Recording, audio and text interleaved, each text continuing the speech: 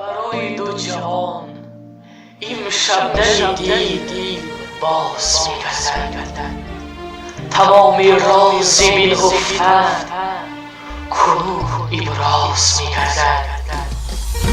در این گلشن که از عشق و محبت نکهتی دارد، خوشا با بلبل شیدا گلی هر راز می‌گردد. شهی ما گشته آزاد از غم دنیای تنهایی، غلامی عشوه یار و اسیری ناز می‌گردد.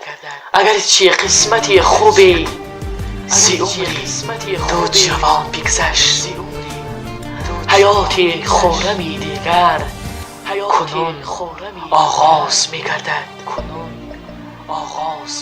نوای دلکش و چنگ و سرودی مطرب اکنون با آهنگی دلی تعیین انداز می‌گردد.